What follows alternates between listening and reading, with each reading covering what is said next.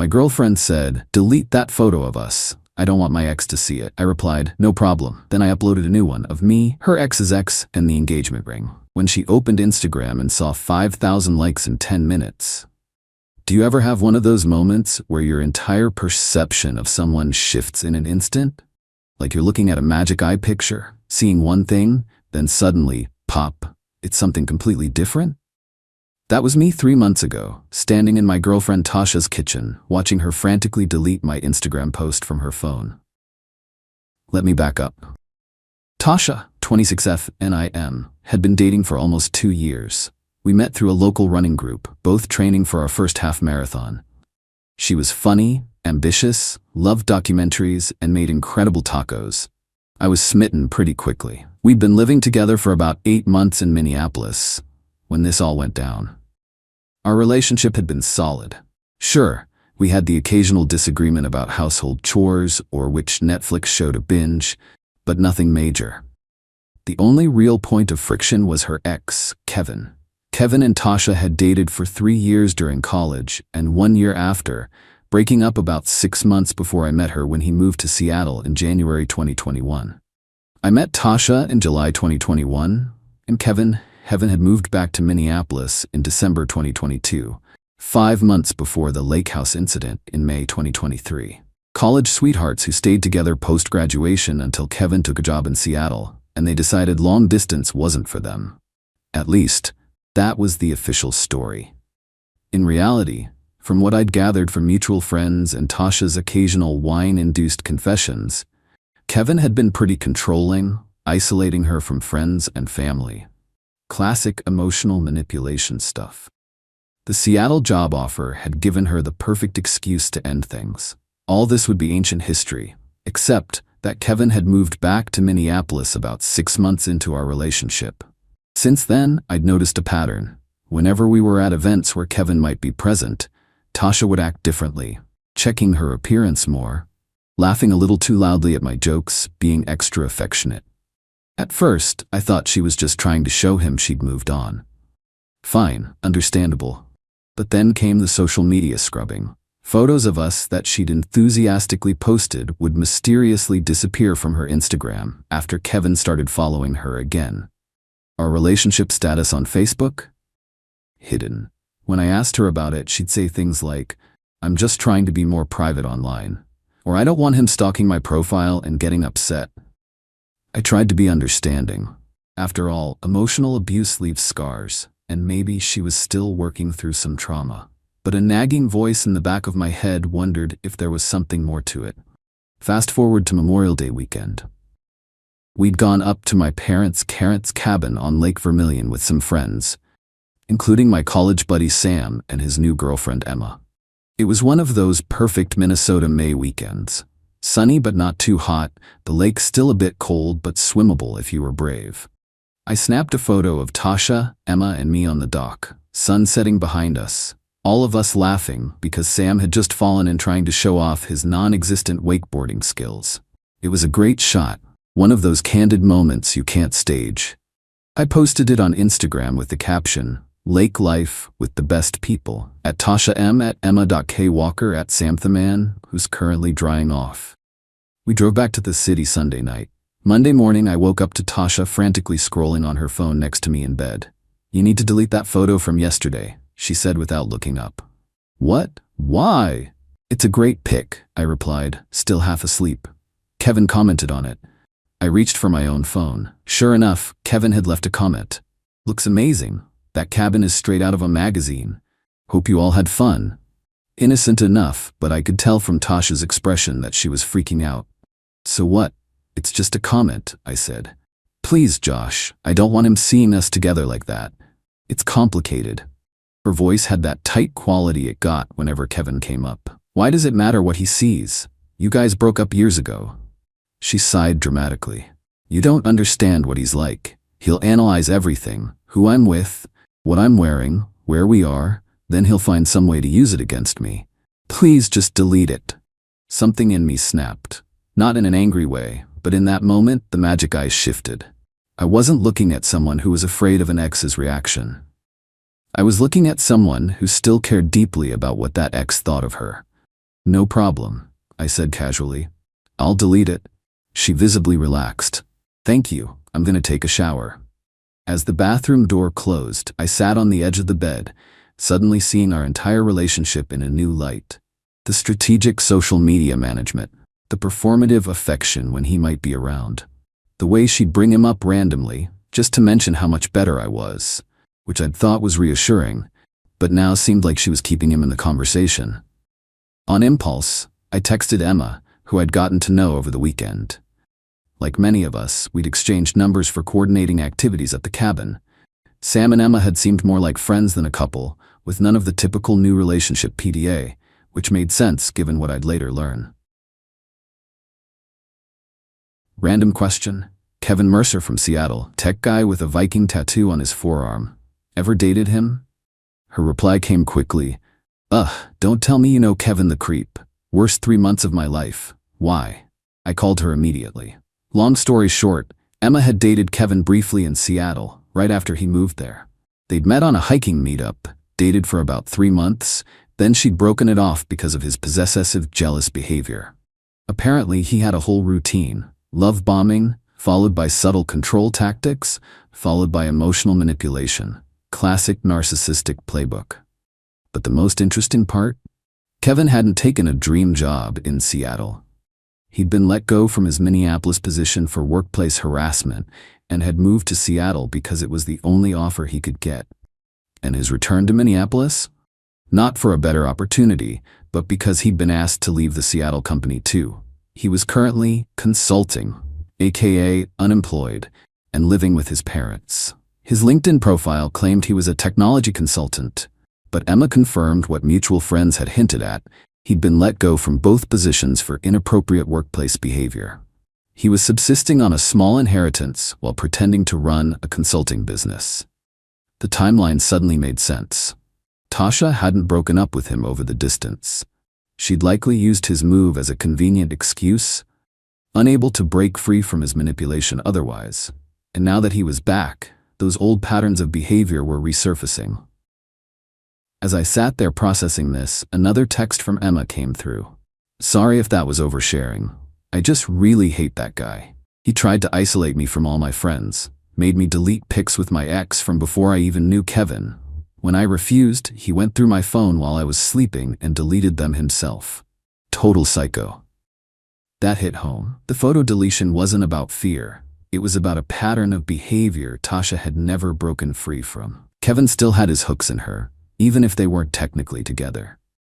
I made a decision then that I'm still not sure was the right one, but it felt necessary at the time. I would give Tasha one chance to be honest with me, and then I'd decide what to do. When she emerged from the shower, I asked her point blank, "What's really going on with Kevin?" She feigned confusion. "What do you mean?" "I mean, why do you really care if he sees photos of us together? And don't say it's because you're afraid of him, because your actions don't match that." What followed was a masterclass in denial, deflection, and gaslighting. I was being paranoid. I didn't understand their history. I was the one with jealousy issues. When none of that worked, she switched to tears, telling me that I was being cruel, bringing up her past trauma. But I'd done my homework now. So, did he get fired from his Minneapolis job for harassment, or was that just a rumor? Her eyes widened. "Who told you that? Does it matter? Is it true?" She deflated a little. "It wasn't exactly harassment. He just had a disagreement with his female manager." "And Seattle? Another disagreement?" She looked away. "Who have you been talking to?" "Emma dated him in Seattle." The color drained from her face. "Emma from the lake? Sam's Emma? That's not possible." "It's a small world after all," I sang, not feeling particularly musical. "So one more time, what's really going on with Kevin?" Finally, haltingly, the truth came out. She and Kevin had never fully broken up. They'd been on a break while he was in Seattle, occasionally still talking, still texting. When he moved back, they'd reconnected for coffee that turned into dinner, that turned into spending the night at his parents' house. This had been going on for the last 5 months. 5 months. "It's not what you think," she insisted. "We're not back together. We're just exploring our options." "And where do I fit into these options?" I asked, feeling surprisingly calm given the circumstances. I love you, she said, tears flowing freely now. But Kevin and I have so much history, I need to be sure before I fully commit to anyone. Ah, there it was. I was the backup plan, the safety net, the sensible choice if the exciting, volatile one didn't work out. I didn't yell, I didn't throw things. I simply nodded, went to our bedroom, and started packing a bag. What are you doing? She asked from the doorway. Exploring my options, I replied. I stayed with Sam that night, explaining everything. He was appropriately outraged on my behalf, offering his couch for as long as I needed.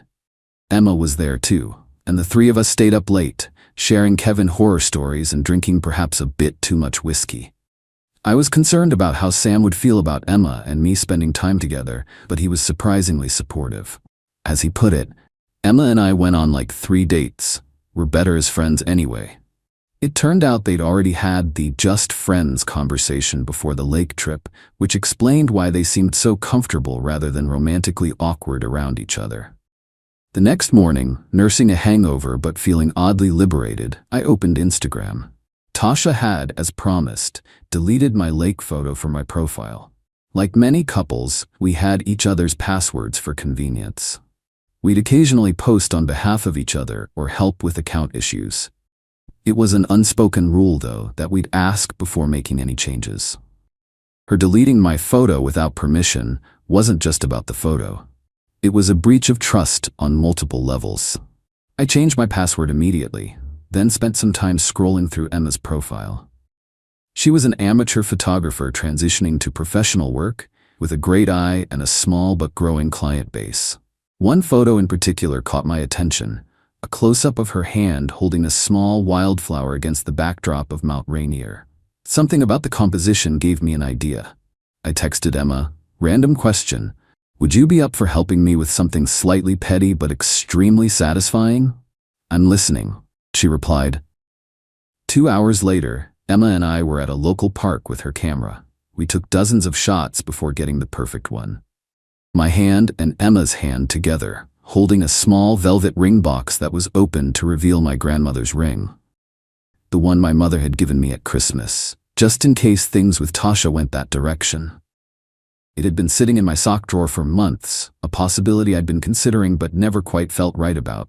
Now I understood why. The photo was artistic and symbolic. 2 hands holding a family heirloom that represented value and trust. I was careful with the caption, making it about new beginnings broadly rather than falsely announcing an engagement.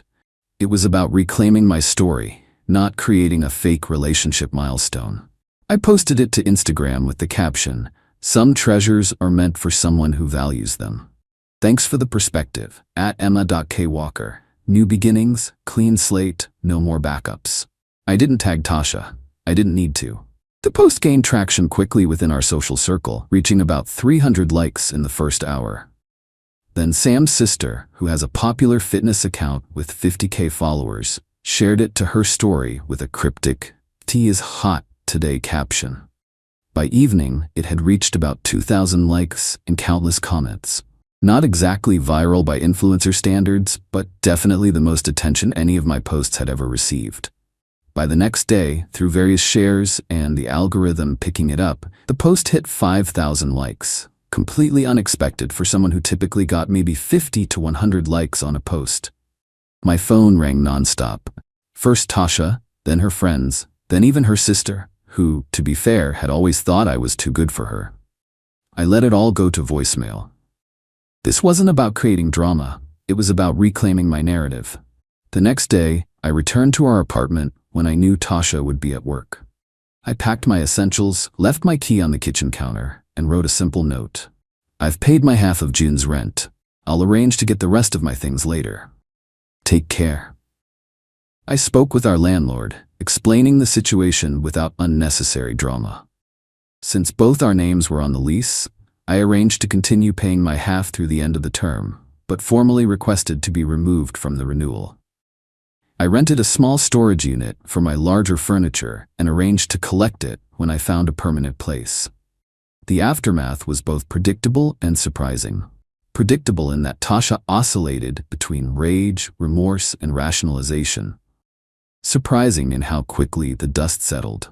Within a week, she and Kevin were officially back together, their relationship suddenly public on all platforms. I heard through mutual friends that she was telling everyone I had cheated on her with Emma, hence the ring photo, and that she and Kevin had reconnected after the breakup as she healed from my betrayal. The irony would be delicious if it weren't so sad.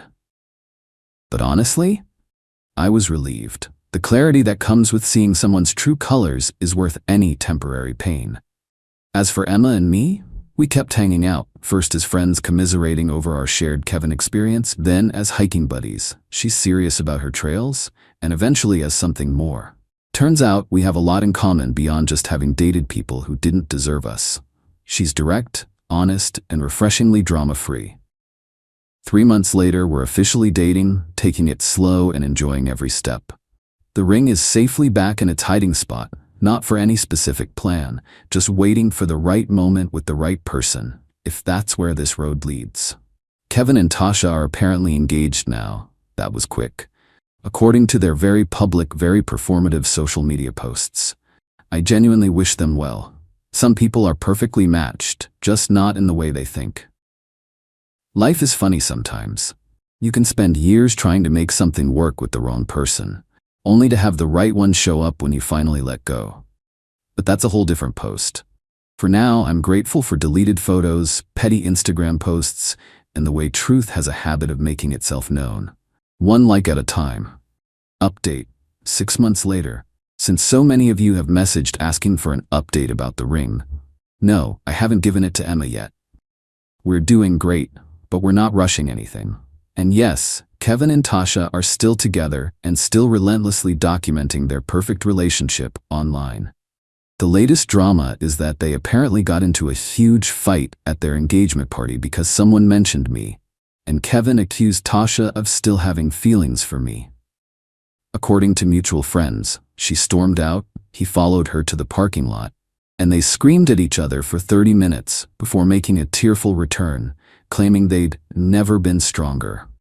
The Instagram post about the party, of course, showed nothing but beaming smiles and #forever love. Emma and I watched this unfold via text updates from friends who were there, all while making s'mores in my parents' cabin, the same one from the photo that started it all. Sometimes the best revenge isn't plotting elaborate schemes or public call-outs. It's simply living well, while others remain trapped in their own drama. Oh, and for those curious, yes, Emma did eventually see the ring for real last month when we were cleaning my new apartment.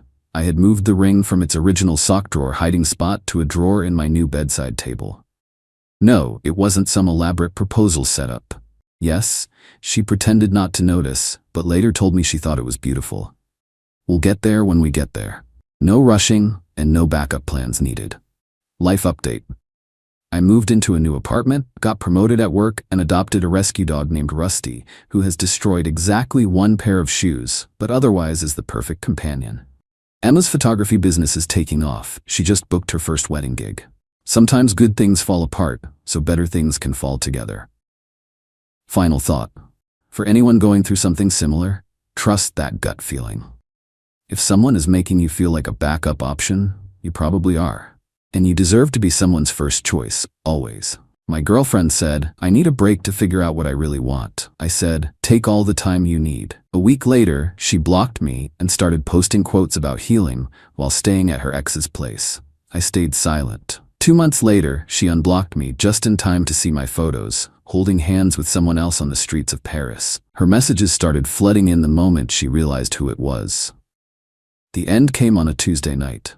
Not with a bang, but with the quiet, condescending click of a closing door. My girlfriend of 3 years, Jennifer, sat me down on the couch and gave me the speech. I could tell she'd been rehearsing it in her car on the way home from work. She had that same look of intense, manufactured sincerity she got when she was about to return a gift I'd bought her. I just feel like I'm in a weird place right now, she started, her voice soft and patronizing.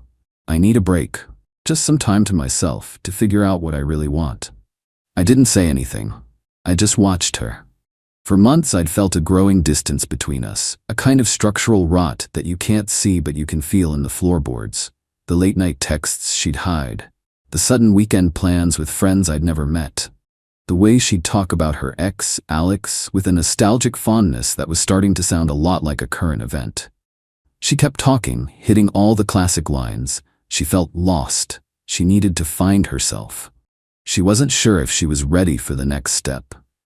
It was a beautifully crafted, completely hollow performance designed to put me on the back burner without officially turning off the stove.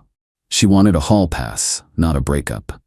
When she was done, I asked the only question that mattered. What does a break look like, Jennifer? It just means we're not together for a little while, she said, her voice dripping with faux maturity. We're free to see other people if we want, but we're not over. We're just on pause. There it was, the confirmation. She had him lined up, her ex Alex. This whole speech was just the logistical prelude to her rekindling that old flame while keeping me in her back pocket as a safety net. She wasn't ending a relationship. She was securing a backup plan. Most guys, I think, would have gotten angry. They would have yelled, demanded to know who the other guy was. But I was just done. The exhaustion hit me like a physical blow.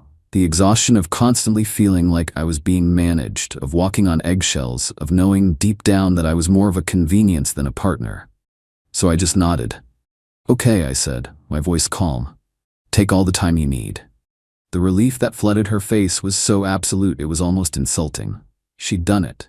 She had her freedom, with no consequences. Oh, thank you for being so understanding, she said, her voice suddenly light and cheerful. I knew you'd be mature about this. Of course, I said. So, where will you be staying during this journey of self-discovery? Her smile faltered. What do you mean? I'll be staying here, obviously. No, I said, standing up from the couch, the decision now as solid and unmovable as concrete. You won't. A break means we are not together, which means we do not live together. This is my apartment. My name is on the lease. You, as of this moment, are no longer my girlfriend, which means you are just a guest whose visa has just expired. I'll be changing the locks tomorrow. I suggest you start packing. The look of pure, uncomprehending shock on her face was the first real, honest emotion she had shown me all night. She had thought she was putting me on pause. She had no idea she had just pressed the eject button on her entire comfortable life. Update 1. The night that followed was a symphony of her disbelief. After I told her to pack, she just stared at me for a full minute, her brain rebooting. Then came the frantic, escalating stages of a narcissist realizing they've lost control. First came the scoffing. You're not serious. You're just being emotional because I was honest with you. Then the anger. You can't kick me out. I have rights. I live here. Then the pleading. Okay, fine. I'm sorry. I didn't mean it. I don't need a break. Let's just forget I said anything. I didn't engage. I just went to the hall closet, pulled out a stack of empty moving boxes I had from my last move, and started placing them in the middle of the living room. It was a quiet, definitive statement. She spent the night on the couch, after a failed attempt to get me to let her into our bedroom. The next morning I left for work early. As I walked out, I told her she had until the end of the day to get her things, because a locksmith was scheduled for 5 o'clock. Her response was to escalate the war to the only battlefield where she felt powerful: social media. By the time I got to my office, my phone was buzzing. She had blocked me on everything. Then, she began her public performance. Her Instagram, once a testament to our happy life, became a shrine to her newfound victimhood. The first post was a black and white selfie of her looking teary-eyed, with a caption that was a masterpiece of passive-aggressive fiction. Sometimes the hardest thing and the right thing are the same, choosing myself even when it hurts. Her friends, a loyal chorus of enablers, flooded the comments. So brave, babe. His loss. You're glowing. Freedom looks good on you. We never liked him anyway. Onwards and upwards. The narrative was set. I was the villain, the emotionally stunted man-child who couldn't handle her journey of self-love. I was the one who had ended things, not her. But I had an inside source. Her best friend, a woman named Kate, was also, secretly, my friend. Kate was different from the rest of their group. She was quiet, observant, and had a core of decency that made her a strange fit in their coven of mean girls. She and I had bonded over a shared love of old movies and a mutual, unspoken exasperation with Jennifer's constant drama. Kate texted me that afternoon. She's telling everyone you had a psychotic break and threw her out for no reason, just so you know." "I figured as much," I replied. "Where is she now?" "She's at Alex's place," Kate wrote. "She went straight there from your apartment. She's acting like she just won the lottery." Of course she was. The break was just a poorly disguised transfer of assets. I stayed silent. I didn't defend myself. I didn't reach out to mutual friends to tell my side of the story. I just let her build her narrative, knowing that the higher she built her tower of lies, the more satisfying it would be to watch it fall. While she was playing the part of the tragic heroine online, I was quietly and methodically erasing her from my life. I packed the rest of her belongings, every last trinket and piece of clothing, and put them in a storage unit I rented in her name. I sent her the key and the bill in the mail. I canceled her supplementary credit card. I changed my number. And then, about a month into her grand performance of healing, an opportunity landed in my lap. A major project my construction company was managing in Paris had hit a series of critical failures. The lead project manager had quit, and they needed someone to go over, take control, and save the entire multi-million-dollar venture from collapsing. It was a 3-month high-pressure assignment. My boss offered it to me as a challenge. I saw it as an escape, a new city, a new problem to solve, a clean break from the wreckage of my old life. I said yes immediately. But I had an idea. A quiet, wicked little idea that began to form in the back of my mind. Kate had been talking for years about wanting to take a trip to Paris. She was an art history major in college, and it was her dream to see the Louvre, the Musée d'Orsay, all of it. But she'd never had the money or the time. I called her. I told her about the assignment. I told her my company was putting me up in a large 2-bedroom apartment in the heart of the city. I told her the second bedroom was empty. And I told her that if she could find a way to get to Paris, she had a place to stay for as long as she wanted. There was a long silence on the other end of the line. I could hear the gears turning in her head. "What about Jennifer?" she finally asked, her voice barely a whisper. "This has nothing to do with Jennifer," I said, which was only a half lie. "This is about you and a dream you've had for years. It's a big, empty apartment, Kate. I could use the company." She told me she would think about it. The next day, she called me back. Her voice was full of a newfound nervous excitement. "I bought a plane ticket," she said. And just like that, without even trying, I had poached the star witness of Jennifer's little passion play. The game had just gotten a whole lot more interesting. Update 2. The 2 months I spent in Paris with Kate were like waking up from a long, feverish dream. Away from the constant, low-grade hum of Jennifer's drama, I felt like myself for the first time in years. The work was brutal, but it was honest. I was fixing something real, something tangible, a problem I could solve with logic and hard work. And Kate? She was a revelation. We were 2 survivors of the same emotional shipwreck. And in the quiet streets of a foreign city, we found a lifeboat. We spent our weekends wandering through museums, getting lost in the winding streets of Montmartre, and talking for hours in small, crowded bistros. She told me everything. She told me how exhausting it was being Jennifer's best friend, a role that was less about friendship and more about being an unpaid assistant, a therapist, and a perpetual audience member. She told me Jennifer had been seeing her ex Alex for months before our breakup, and that the break was a carefully orchestrated plan to transition from my financial support to his, without a single day of being on her own. She told me Jennifer had been mocking me to their friends for years, calling me her starter boyfriend, her safe but boring option. In return, I told her about the quiet, creeping loneliness of my relationship with Jennifer, the feeling of being a provider but not a partner. We weren't just 2 people falling in love, we were 2 co-conspirators, finally comparing notes and realizing the true extent of the deception we had both been subjected to. We fell in love slowly and then all at once. It wasn't a rebound, it was a recognition. It was finding a person who spoke the same language, who valued the same things, who saw the world not as a stage, but as a project to be built together. As our time in Paris was drawing to a close, with the project back on track and our return date looming, I knew it was time. Jennifer, according to the occasional screenshot Kate would still get from her other friends, was not having the glamorous, liberated life she had planned. Her relationship with Alex had imploded after about a month when he realized she expected him to fund the same lifestyle I had provided, a lifestyle he was neither willing nor able to support. She was now living on her parents' couch, her healing journey, having stalled out in a dead end of unemployment and boredom. She had, I knew, been expecting me to crawl back. In her mind, her break was a test of my devotion, and she was just waiting for me to fail it by begging for her return. Her silence on my social media was, to her, a sign that I was heartbroken and waiting. It was time to give her a sign.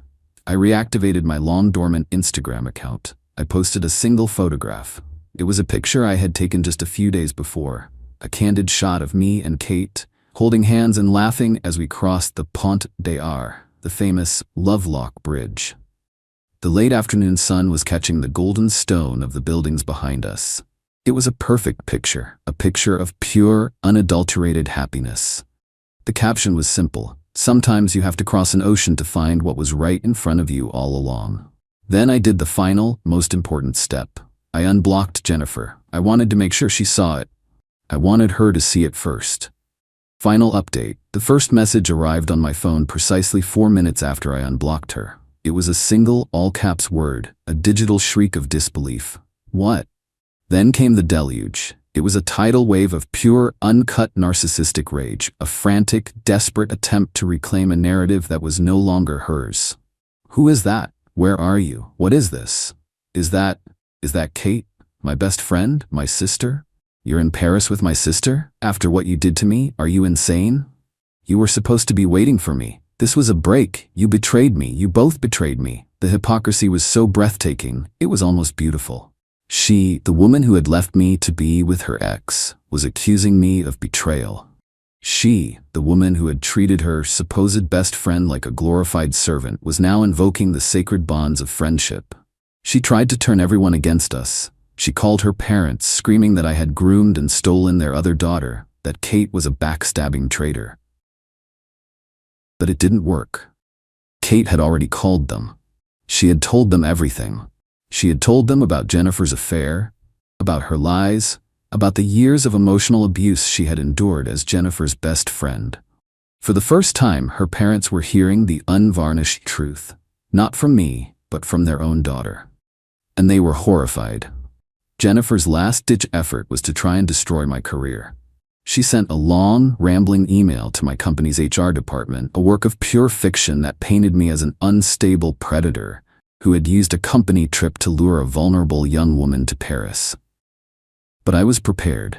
I had already given my boss a full professional debriefing of the situation before I even left for Paris. He knew I was on a break. He knew the nature of my relationship with Jennifer.